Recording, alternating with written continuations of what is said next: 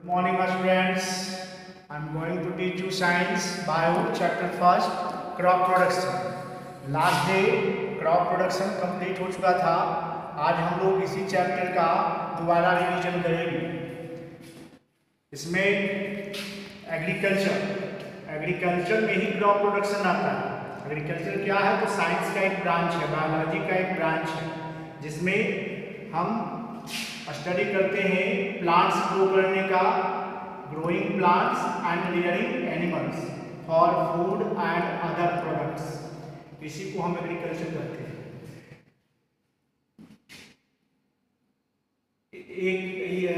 ये एक प्रोग्राम है ग्रीन रिवॉल्यूशन, भारत सरकार के द्वारा 1960s में उपज को बढ़ाने के लिए एक प्रोग्राम लॉन्च किया गया जिसको कि ग्रीन रिवॉल्यूशन कहते हैं. इसमें फूड ग्रेन का प्रोडक्शन काफ़ी बढ़ा, उपज काफ़ी अधिक बढ़ा, मेनली व्हीट का. क्रॉप्स क्या है? तो plants grown in large scale in the same field by human effort. आदमी के प्रयास के द्वारा बहुत सारा पौधा जो बड़े स्केल पे एक ही फील्ड में ग्रो किया जाता है, उन सारे पौधों को प्लांट्स को क्रॉप्स कहते हैं. ये क्रॉप्स दो प्रकार का होता है, rabi crops and kharif crops. Rabi crops rabi season में, इसी को समर सीजन, ये इसी को विंटर सीजन भी कहते हैं, या क्रॉप्स को विंटर क्रॉप्स भी कहते हैं. ये अक्टूबर नवंबर में बोया जाता है और मार्च अप्रैल में हार्वेस्टिंग किया जाता है. एग्जाम्पल हो गया wheat and gram CTC.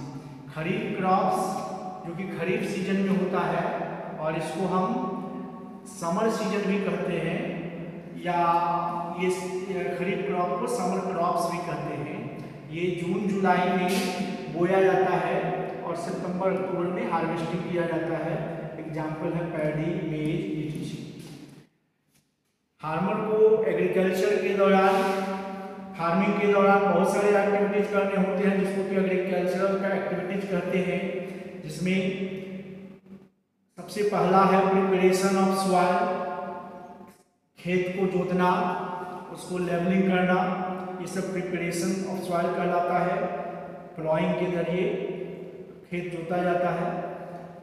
Sowing of seeds दूसरा है, बीज बोना.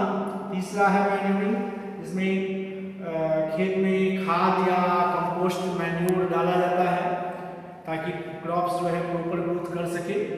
नेक्स्ट है क्रॉप्स को वाटर की भी ज़रूरत होती है. प्रॉपर ग्रोथ के लिए वाटर बहुत ज़रूरी है, तो वाटर प्रोवाइड करना, वाटर का सप्लाई करना खेत में इरिगेशन कहलाता है. खेत में क्रॉप्स के साथ साथ कुछ अनवांटेड पौधे भी उगाते हैं जो कि हमारे क्रॉप्स को हार्म पहुंचाते हैं, कंपटीशन करते हैं, क्रॉप्स के न्यूट्रिएंट का वो इस्तेमाल कर लेते हैं और क्रॉप्स का प्रॉपर ग्रोथ नहीं हो पाता है. तो उन सबको वीड्स कहते हैं और इन सारे वीड्स को हटाना बहुत ज़रूरी होता है. इस प्रोसेस को वीड्स को हटाने का जो प्रोसेस है, रिमूवल ऑफ वीड्स, वो वीडिंग करती है. क्रॉप प्लांट्स को इंसेक्ट से, रोडेंट मीन्स चूहा जैसा जो जीव जंतु है, इंसेक्ट से, वॉर्म से बहुत खतरा होता है. तो क्रॉप को इन सब जीव जंतु से बचाना भी बहुत ज़रूरी है. इस प्रोसेस को पेस्ट कंट्रोल कहते हैं. और जब फसल क्रॉप मैच्योर हो जाता है तो मैच्योर क्रॉप्स को काटना और इकट्ठा करना, ये जो प्रोसेस है हार्वेस्टिंग कहलाता है. आजकल मशीन का भी इस्तेमाल होता है हार्वेस्टिंग के लिए, जिसको हार्वेस्टर कहते हैं. इसके बाद थ्रेसिंग का मतलब है कि क्रॉप प्लांट से फूड ग्रेन को अलग करना, ये थ्रेसिंग कहलाता है. ये मैनुअली जानवर को यूज करके भी किया जाता है और मशीन का भी इस्तेमाल भी होता है जिसको कि थ्रेसर कहते हैं. एक मशीन ऐसा भी होता है जिससे कि हार्वेस्टिंग और थ्रेसिंग दोनों किया जाता है एक साथ. उस मशीन को कंबाइन बोलते हैं. इसके बाद विनोइंग, फूड ग्रेन, थ्रेसिंग के बाद फूड ग्रेन के साथ चैफ मिला होता है, कट्टू मिला होता है, तो फूड ग्रेन को से चैफ को अलग करना विंड के सहारे, ये जो प्रोसेस है वो विनोइंग कहलाता है. और जब फूड ग्रेन हमको मिल जाता है तो हम लोग एट अ टाइम सबका सब फूड ग्रेन इस्तेमाल नहीं कर पाते, उसको पूरे साल भर यूज के लिए या इमरजेंसी यूज के लिए, फ्यूचर में यूज करने के लिए जमा रखना होता है, उस प्रोसेस को स्टोरेज कहते हैं। मैन्योर एंड फर्टिलाइजर, मैन्योरिंग में मैन्योर और फर्टिलाइजर ऐड किया जाता है। मैन्योर होता है जो फार्मर खुद घर में खेत में फार्मिंग प्रोडक्ट से जो सड़ा गला करके बनाता है, उसको मैन्योर कहते हैं। ये ऑर्गेनिक सब्सटेंस होता है। और ये फर्टिलाइजर इनऑर्गेनिक सब्सटेंस होता है जो फैक्ट्री में बनता है, इंडस्ट्री में बनता है। ये हर किसान के लिए संभव नहीं है और ये महंगा होता है। इसमें कोई एक तरह का न्यूट्रिएंट होता है, मैन्योर में कई तरह के न्यूट्रिएंट्स होते हैं। पौधे को जितना भी न्यूट्रिएंट चाहिए वो सब मैन्योर में होता है। साथ ही साथ ये मिट्टी के टेक्सचर को भी सही करता है, तो ये बहुत फायदेमंद है ना। ये भी फायदेमंद है लेकिन ये पॉल्यूशन भी करता है। तो ये मैन्योर और फर्टिलाइजर में डिफरेंस है। इसी मैन्योर में एक प्रकार का है कंपोस्ट। ये जितना भी वेजिटेबल वेस्ट है उन सबको एक गड्ढा बना करके के डाल देते हैं मिट्टी में और ऊपर से मिट्टी से ढक देते हैं। 5-6 महीने के बाद ये सड़ गल करके ये मैन्योर बन जाता है, जिसको कि कंपोस्ट कहते हैं। इस प्रोसेस को कंपोस्टिंग कहते हैं।